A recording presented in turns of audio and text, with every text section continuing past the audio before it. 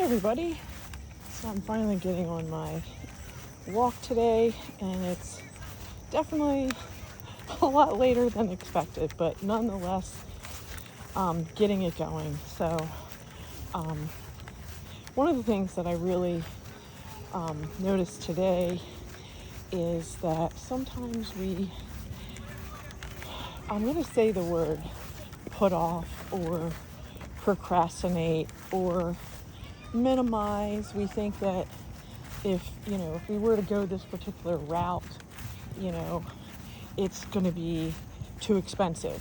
So we say, oh, well, I'll just do the basics right now, and then I'll add that other thing on later. And so we do it kind of, I'm going to say, a la carte. And so what happens is, in the moment, we think that we're making a really good decision because we are saving money, we're maybe strategizing more of our income for that particular moment, and we're going, I'll just get this component and this part of the project right now, and then next month I'll get this other part of the project, and then I'll keep going. And the problem with doing that, and I'm going to say this from the perspective of larger systems, and also just in general in van life, is that a lot of the times when we delay making those major purchases and really thinking it through and strategizing everything, what happens is we buy the basic components and we, quote, we get by. We make concessions, and we're basically saying, oh, I only need this for right now, and then I'll add those other things later. And the problem is, by that deliberate delay, by that procrastination, by that, I don't think I need to do this right now, I think I'll be okay if I get by with A, B, and C, we're really not having the kind of experience that we really want to have. And we're adding more stress without realizing it. So I'm going to share this case in point. So I've had a pretty elaborate electric system, and from the get-go, my electric system in my van was actually originally designed by my fiance at the time because he really wanted all of this superpower, and I wasn't thinking that I would need nearly as much as what he was suggesting. I thought what he was suggesting was just crazy and over the top. And compared to most people's setup, that is what people tell me. Oh my gosh, your system is crazy. It's over the top. Because most people in van life, they have two, 100 amp batteries, and that's it. The people that have really huge systems of 600 or 800 amps of power are more like big time influencers, or I'm going to say, real full-time travelers that have very huge budgets.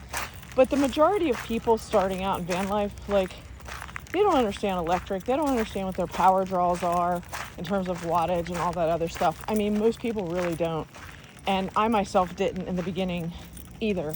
But when I sat down and made a list of all of the energy draws for all the equipment that I wanted to use, it's not like I had a huge long list of things. Most of my things were really low powered, but the things that I did have that were high powered were, my Vitamix blender, which is like an $1,800 watt draw initially, but it's like 30 seconds, a couple minutes, and then it's turned off, and then I'm back to 100% power. So it really isn't that big of a deal.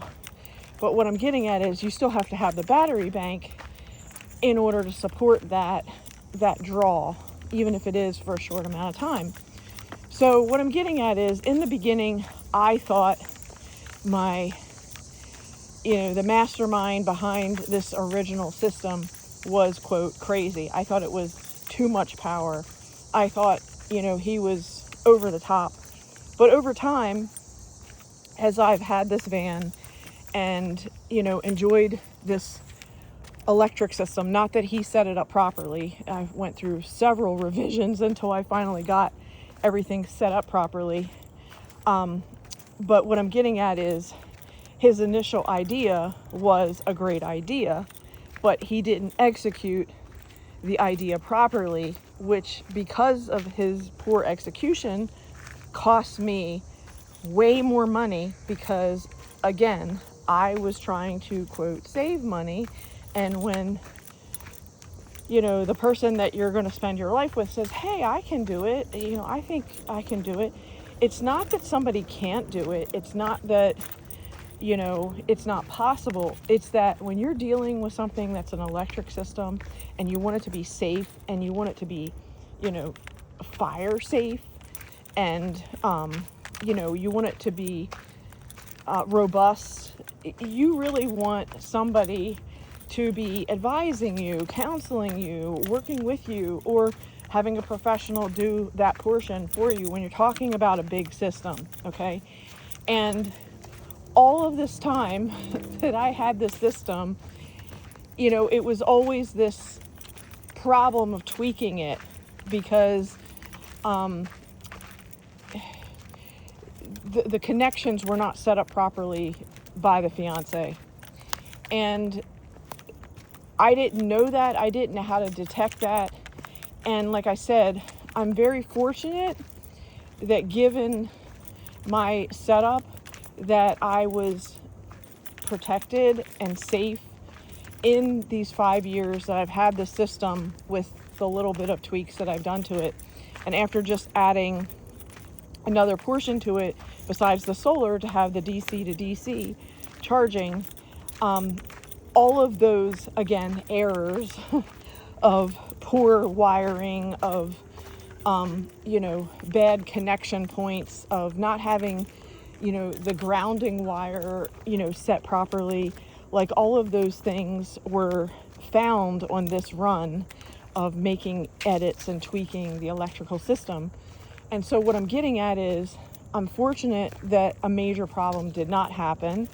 And because I had a battery monitor that kept saying there are 0, errors, I was actually in the clear, meaning I didn't have any problems. But what I'm getting at is, all of the wiring, when it was inspected, was, the end copper pieces or whatever were not put on properly. They weren't strong enough. The wires could just pop out. And all of that was from not having the proper equipment, from not having a proper crimper. And so what I'm getting at is, when you're dealing with a system and you want it to be safe, it is advisable and wise to seek counsel and to seek somebody who's going to assist you with that process of, doing it accurately. And even if, you want to do it yourself, that's fine, but have somebody double check your system to make sure that connections are accurate, and, so that you have that extra, safety feature. So that's from the perspective of the electrical system, and I'm going to tie all this together and how that applies to life as well. But I first want to get the physical part so that you understand the examples of the structure, and then I'll swing back around to make the other point. So what I'm getting at is, first, you need to have the system to be able to support the features that you want to be able to use in your van. So for example, if you want to have a Vitamix blender that's going to run 1800 watts when you turn it on, you're going to need a system that is going to be able to handle that wattage and that voltage and that amperage. So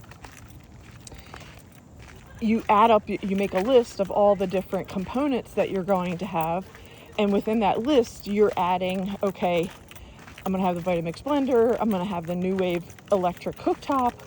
That's 1500 watts. I'm going to have the, the instant water heating kettle. That's, 500 watts. So you're going down your list and you're adding, you're making a list of all the different components that you're going to use with your electric system. And then you're going to have like a final number. And then you're going to say, okay, well, if all these things, do you need them all at the same time? It's not like, I'm going to have all of these items on at the same time. Maybe the little USB fans, but in terms of like, I'm not running my New Wave cooktop for like 5 hours a day. It might be for, breakfast to cook some eggs, and it might be for lunch or dinner to cook a sandwich, like make a grilled cheese or, make a dinner. But what I'm getting at is that it's only on for that 15 minutes or so, and then that item is turned off. It's not pulling power nonstop. So you have to calculate all this into your strategy of having enough power to be able to support the materials that you want.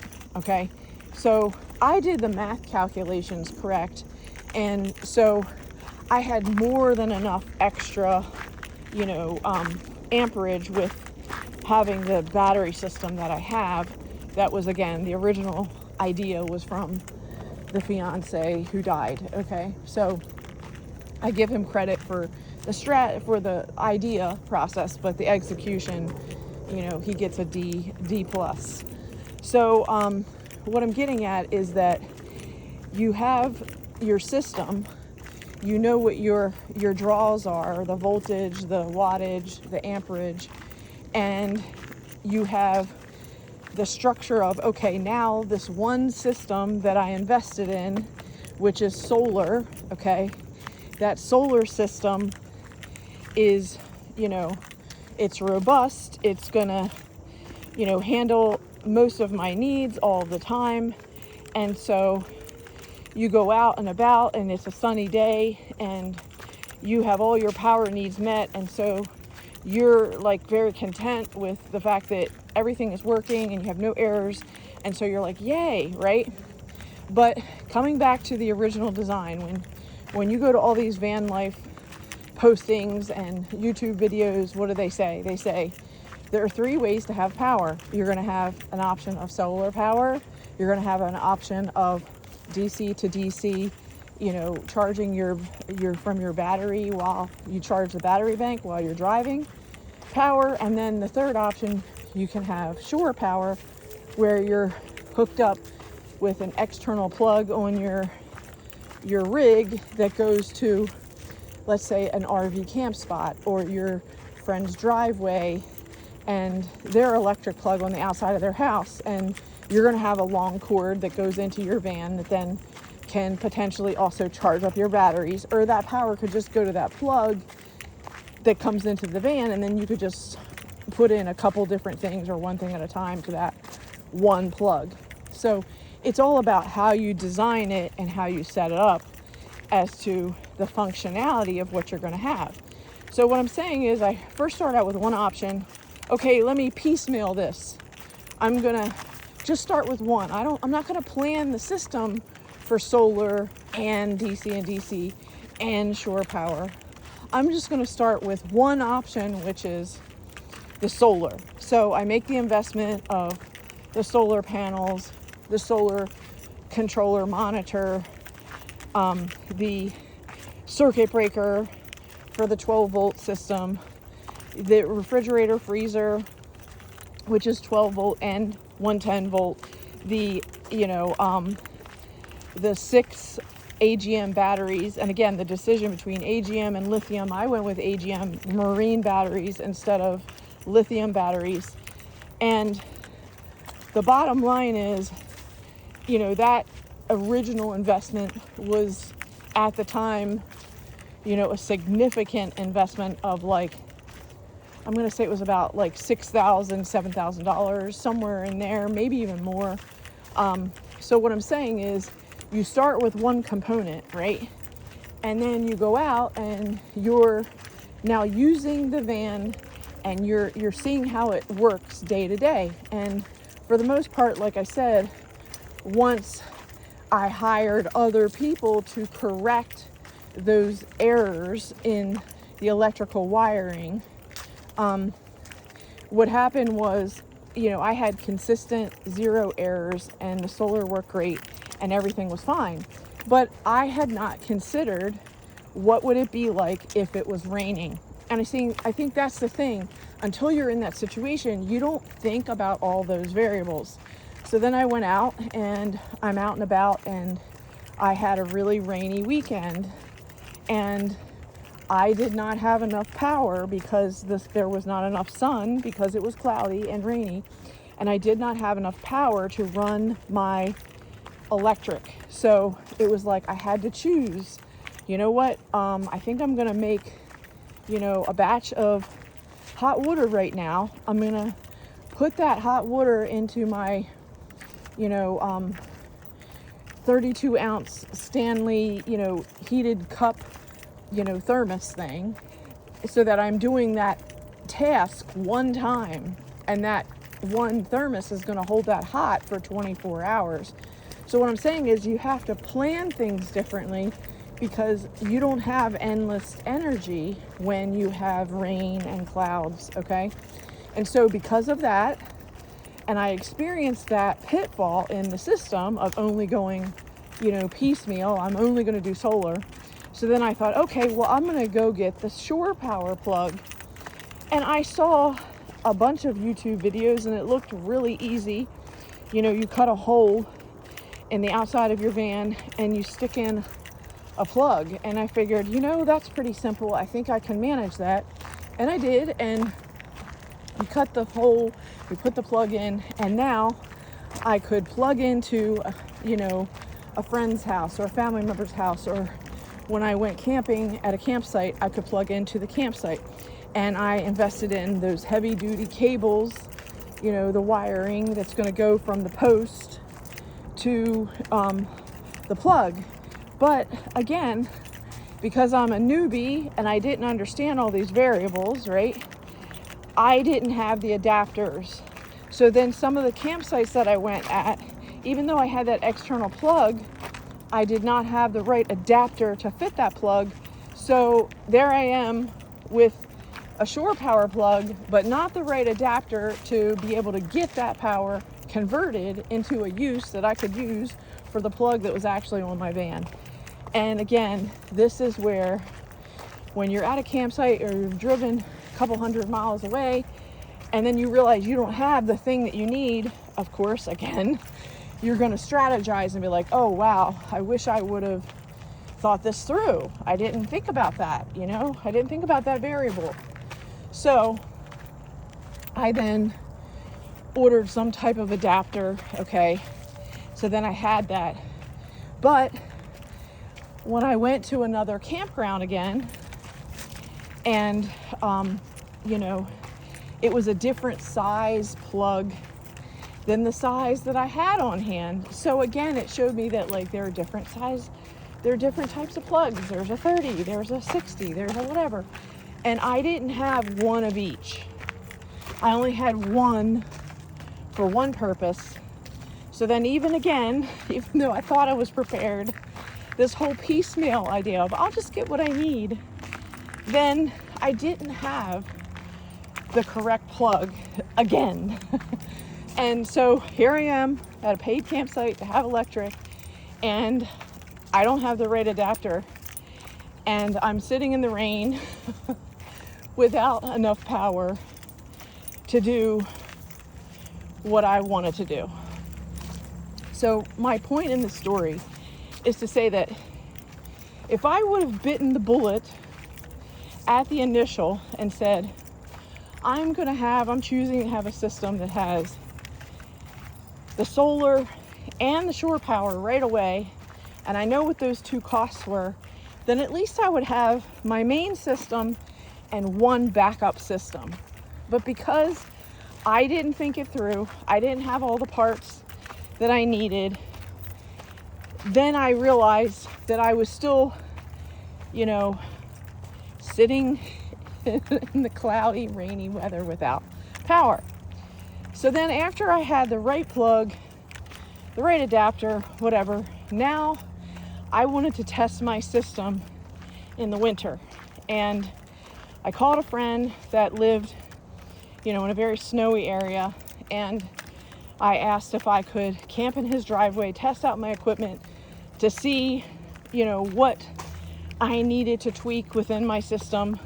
I wanted to test out my electric heater, and I wanted to see how long, everything in my system would work in really freezing cold temperatures. Now again, freezing cold temperatures is yet another part in this whole paradigm, and you don't really know and you don't really understand until you're in it, until you're living in it. And so I went to visit him in Frostburg, which is super cold, super snowy, snow everywhere, okay? Ice and snow everywhere. And I get there and I've got my long 25-foot cord to plug into his house, and he's got another long 25-foot cord that I have to plug into my power cord, because again, from where his receptacle was, it had not occurred to me that maybe I needed 2 plugs. Do you get what I'm saying? Like, it's always something. You're always learning what else you didn't plan for.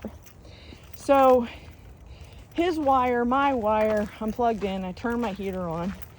And with that heater, the electric heater, being plugged into shore power, okay, I had enough to run my Vitamix, my electric New Wave cooktop, and I was very comfortable with that heat going, but that's because I was connected to shore power.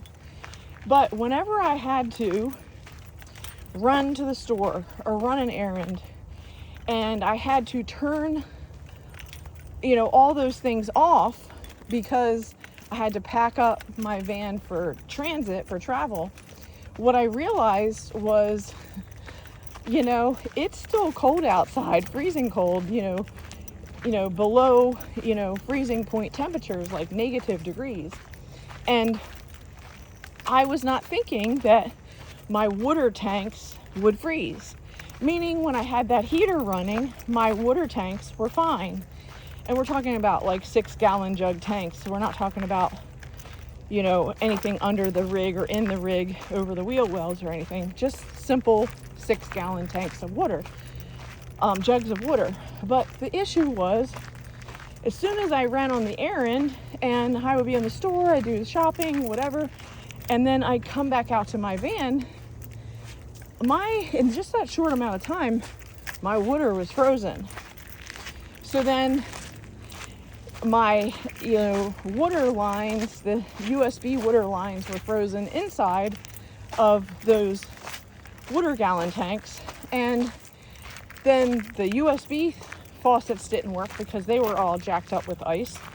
And what I'm saying is, until I got back to his house in the driveway, plugged all my cords back in, turned all the heaters on, and waited for all of those water containers to thaw out, which was a while, like, I needed to have access to his water. And that's where I'm saying sometimes you have to really play these things out and do test runs to understand how the weather, the temperature, your current system, having things, not having things, is going to affect your outcomes and your experience of being comfortable. And so after all that, and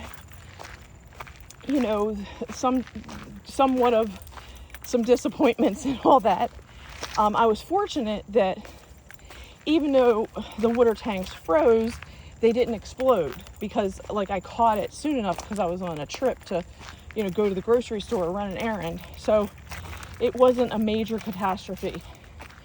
But nonetheless, I had to experience a later tragedy. So at a different time, same van, I had my 6-gallon, I think it was 3 6-gallon water tanks, And one was plugged into, what is it called? Like an instant water cooler, water heater, like the instant hot water, instant freezing cold water, and room temperature water. One of those like office machines. And so I had that system in there. The temperature got cold. It went freezing that night. And when I went to use the machine to get my instant hot water in the morning, the whole machine was jacked and it didn't work. And the lines were frozen, and the lines were frozen inside of the 6 gallons of water. So all of the gallons of water were total rock solid blocks of ice. And there was nothing that I could do. I had to wait for those things to thaw, and I couldn't get the hoses out of them because they were in all of these things solid. And as a result of waiting for those water tanks to thaw, I had what you would call a plumbing flood. And it ruined my Murphy bed at the time. It ruined my floor. It ruined my subfloor, all because of frozen water tanks. So what I'm getting at is, again, when you're not familiar with temperature and you're not familiar with how things can dramatically change, you know, and you're so used to living in a home or an apartment, and everything is like endless. You have endless water, you have endless heat, you have endless air conditioning, you know, you have endless fans, you have endless supplies in your cabinets. Like, when you're in a van, you have to limit everything. You have to be conscious of the electrical draw on everything. You have to be careful of your resources for, you know, water, paper towels, wet wipes, all of these things. You need to be carefully monitoring what you have so that you keep your comfort level at a comfort level and not stress and, you know, discontent and disappointment, right? So bringing us back around to the electric, okay? So first I mentioned you have solar, then you have shore power, and the third option is DC to DC. So that electric power, so that your wiring would be hooked up to your battery bank. And when you drive your vehicle, you would be charging up your battery bank system. Now, this is the part that I delayed on. This is the part that I thought was too complicated based on my understanding of it, and quite frankly, being a little overwhelmed by it. So I kept delaying getting that done. And finally, I said, you know what?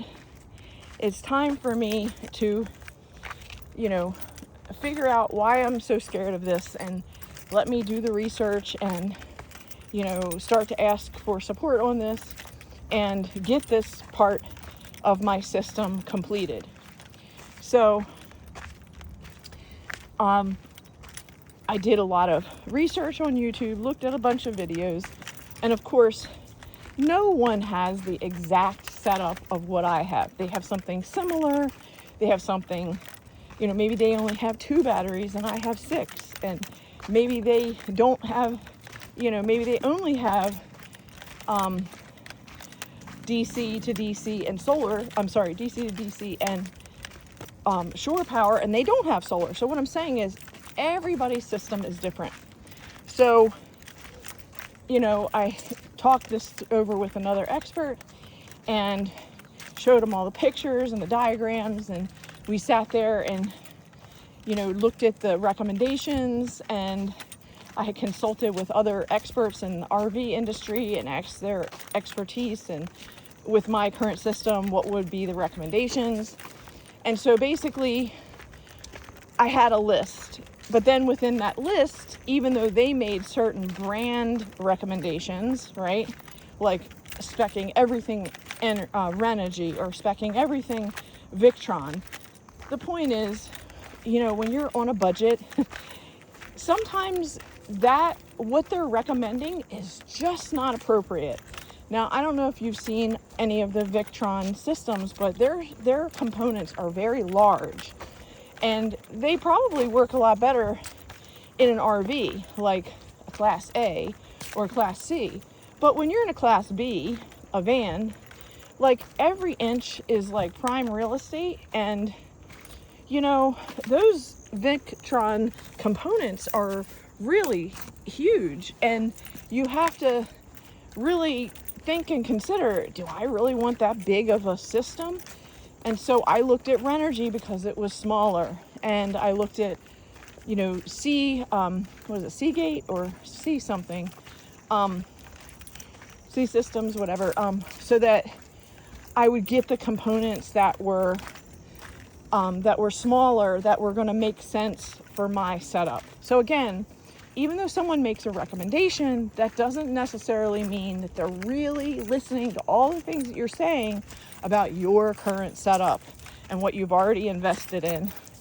So as a result, I purchased a bunch of supplies based on what the RV technician recommended, and then talk with my friend who he and I were going to do the work and figure it out through looking at the diagrams, looking at the YouTube videos, and going, okay, as long as we have these components and we account for these variables, we're going to be okay. And we're going to order all these supplies that were suggested.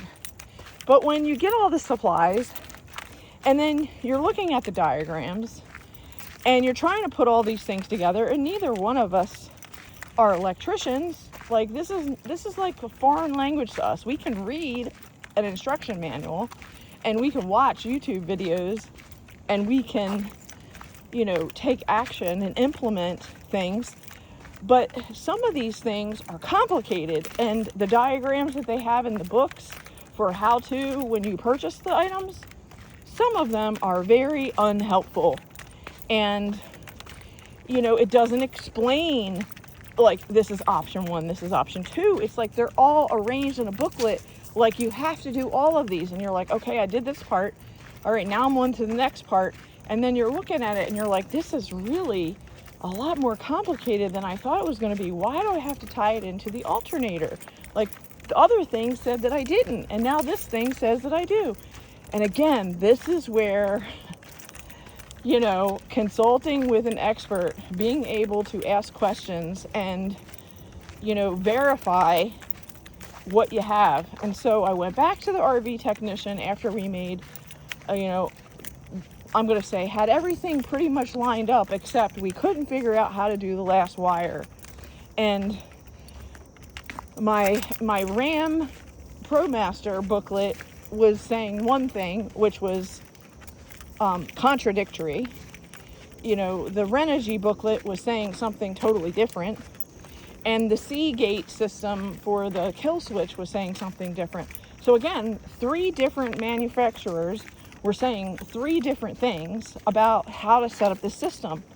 And this is where, again, if you're an electrician and you work with this stuff all the time, you probably know the workarounds.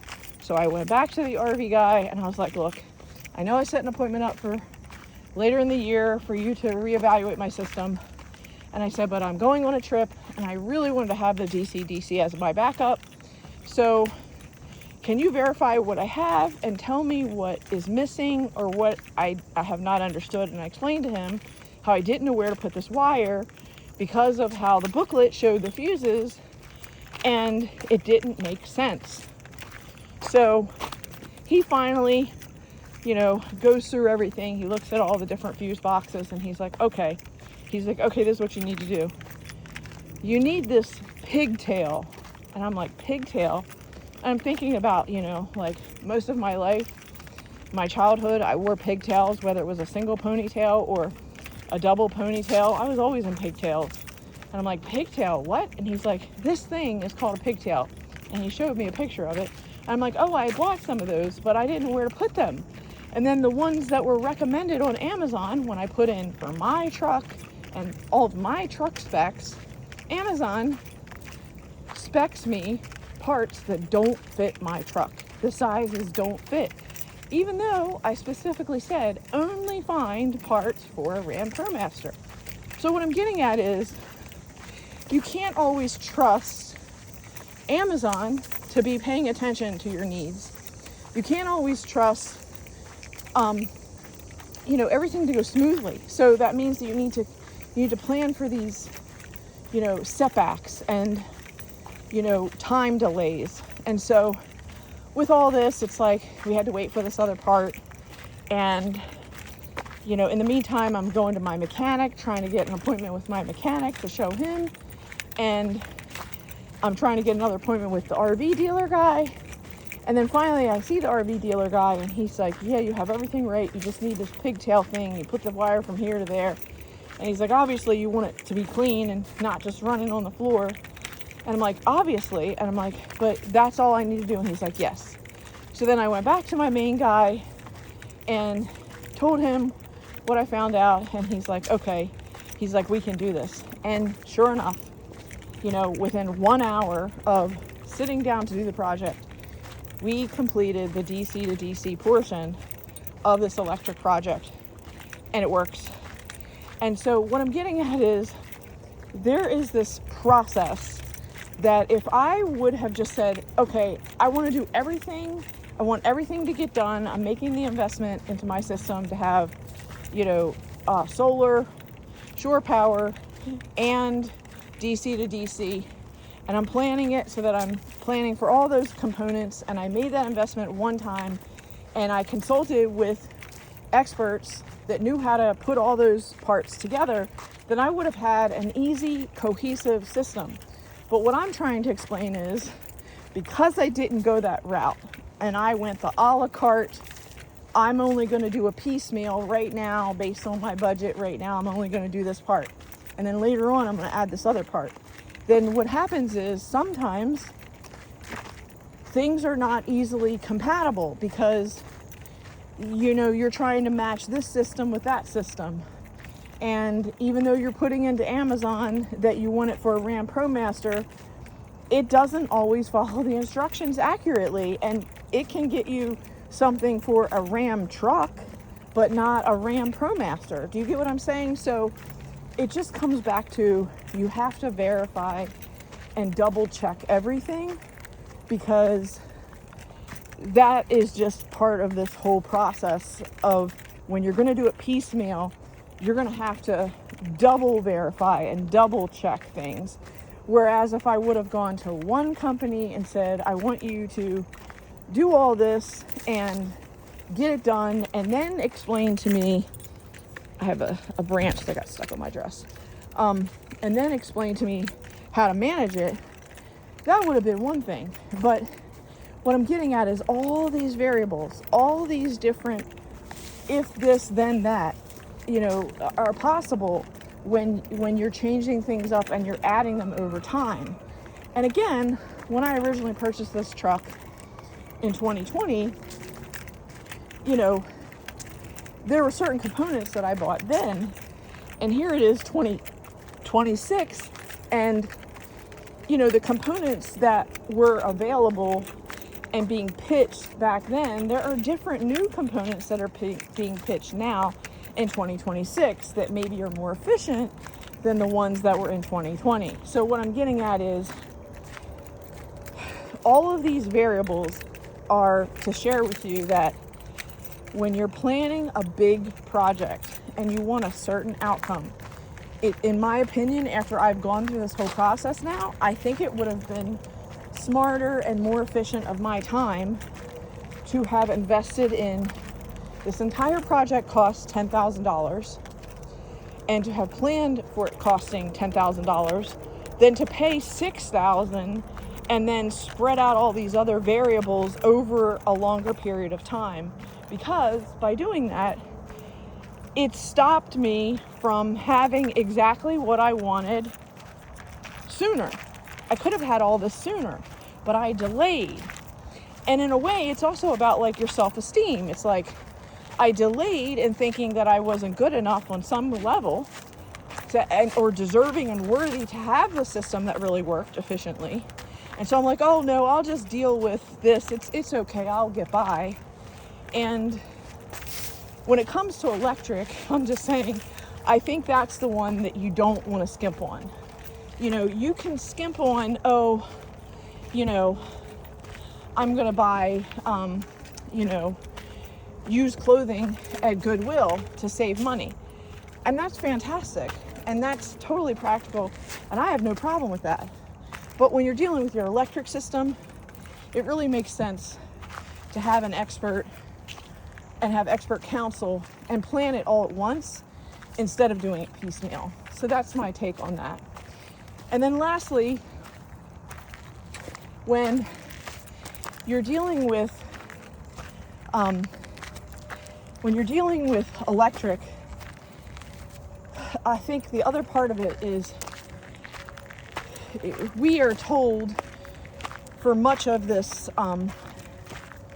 you know, the van life community, and we look at these, you know, really expensive influencers with these incredible decked out vans that look perfect, and we think, well, I'm not that person, like I have a more DIY version, and you know, that's just not practical for me. But again, when all of these people were making an investment and they were looking at, here's all the options that I could do, and they're like, well,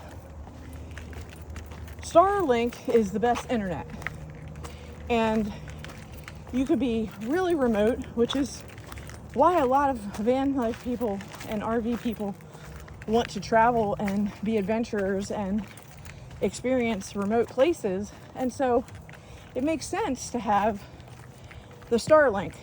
But like I said, we look at that price tag and we say, oh my gosh, the equipment is like $1,000, and you know, the monthly payment is like $160 a month. Like, that's outrageous, because we're used to paying, you know, $40 a month for our cell phone with a data plan, and we're thinking that's crazy. But you know, when I calculate and I add up all of the times that I was out in the woods without internet, at paid campsites without internet, at, you know, people's homes without internet, because I was too far away from their router in order to get the signal. Or what used to be that you could park outside of Planet Fitness and get the Planet Fitness signal just sitting in your van, they turn it off, or they've lowered the range so that you can only get it inside Planet Fitness.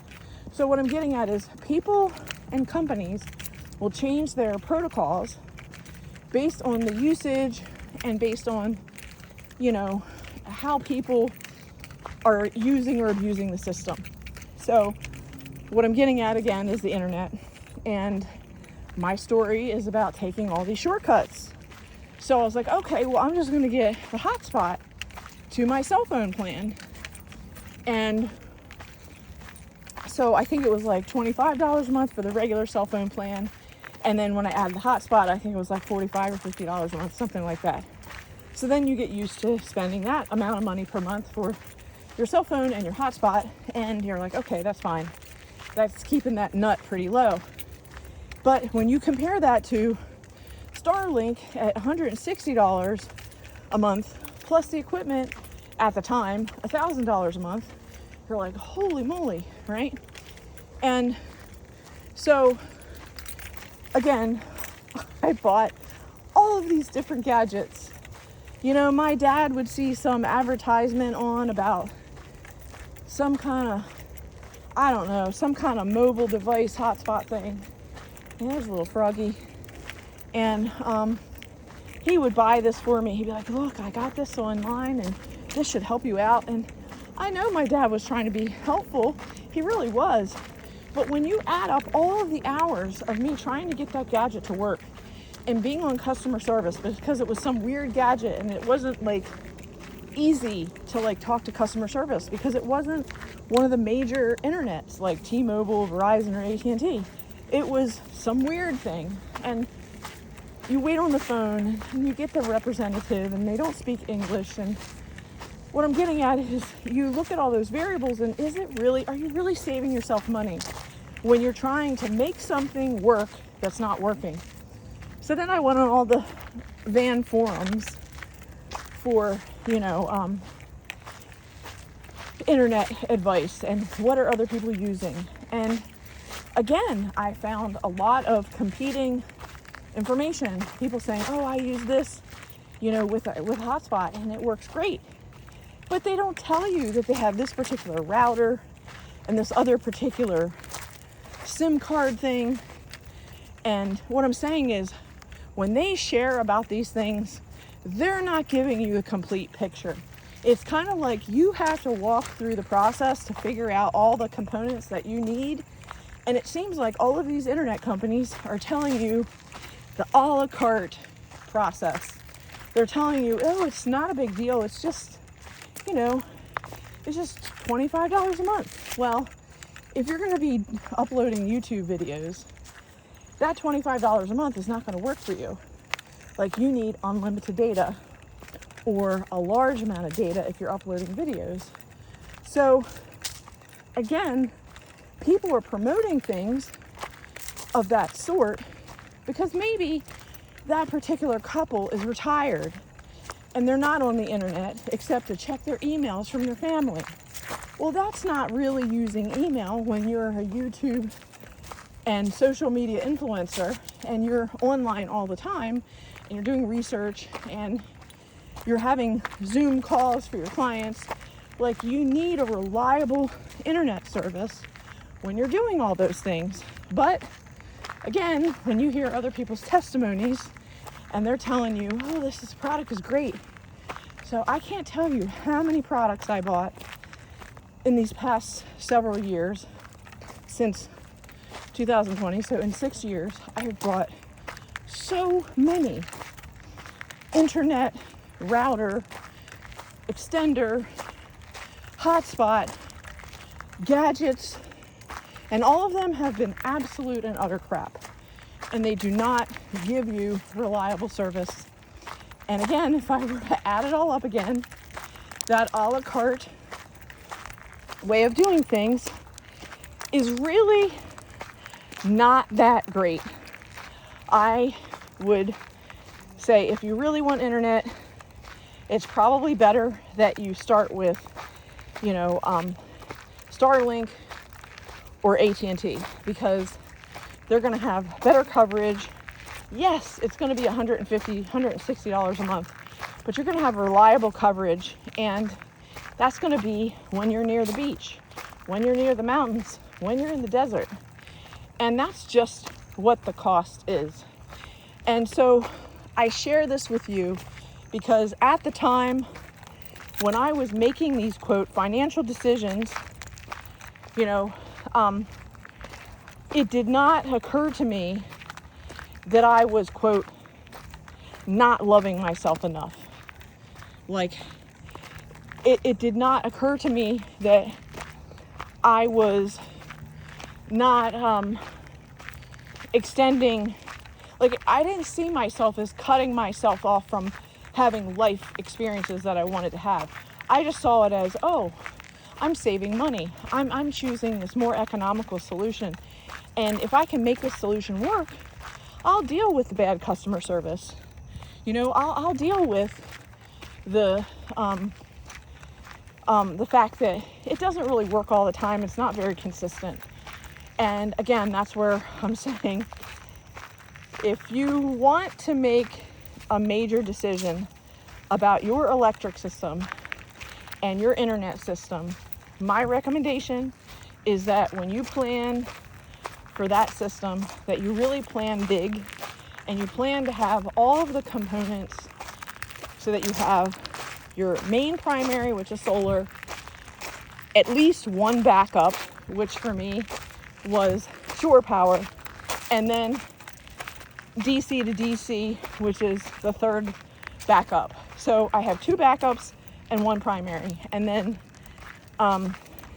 the internet, instead of thinking that you're just going to get by on a hotspot when the majority of what you do is online and Zoom calls and, you know, research that requires you to be online? And I'm just saying, then you really need to invest in the equipment, the hardware, the software, the systems, the customer service of a reputable company.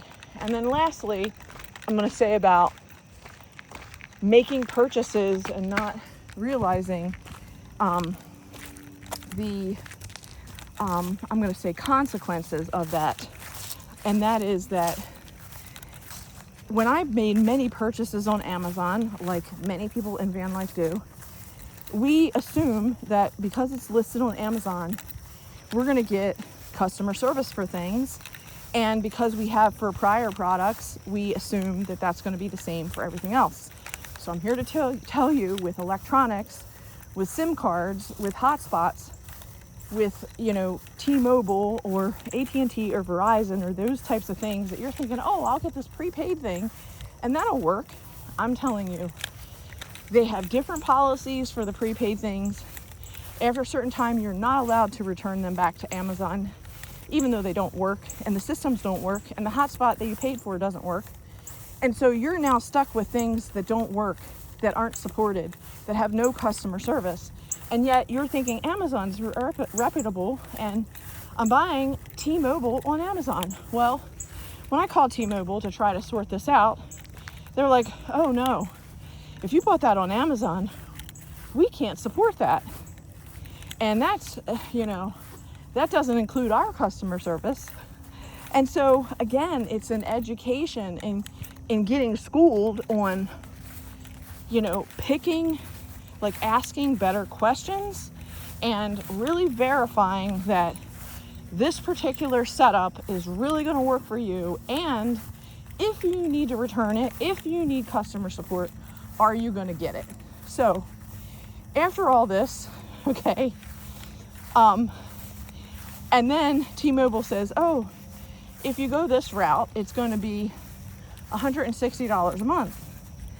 And then I'm sitting here going, you know, the first thing that I avoided was paying $160 a month for Starlink because, you know, I thought I could get it cheaper. And now T-Mobile, as an example, is not going to give you the same service as, say, Starlink, because Starlink is going to give you the remote access that, you know, some of these other places are not going to be able to deliver because of satellite. And it just comes back to that, you know, to verify what you think that you need for your system and to ask more questions before you click that buy button. Because after you click the buy button, many times you cannot return those things, even if they're in the return window, because these things are not supported at all. And that is, to me, deceptive advertising. I don't like that one bit. Doesn't show integrity on Amazon's part or on the independent companies that are selling these prepaid SIM cards and hotspots that don't work, and they know they don't work. So I'm coming back to, it makes more sense to, you know, bite the bullet in the beginning, choose the system that you really want to have, save your money for the system that you're really going to invest in.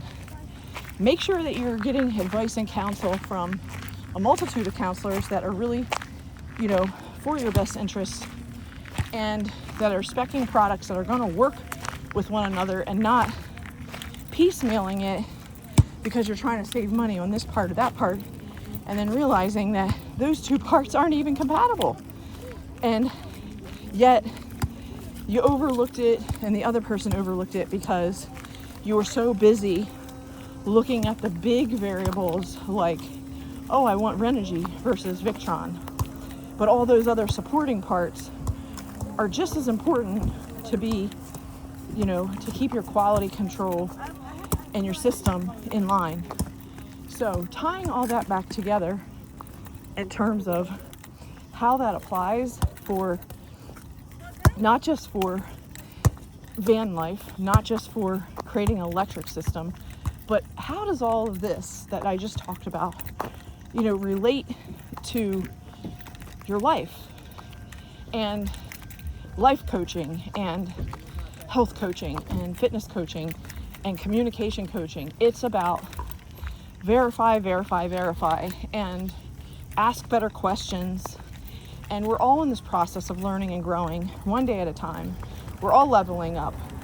So don't beat yourself up that you didn't have all the answers and that you didn't understand how to do this process. Hopefully I'm saving you some time because of all the, struggles that I went through in trying to get this organized over a period of time, when if I would have just gone to the, experts from the beginning, asked the questions, made a full, complete list of these are all the components that I need to purchase in order to make this system work, then that would have been a lot easier than doing a piecemeal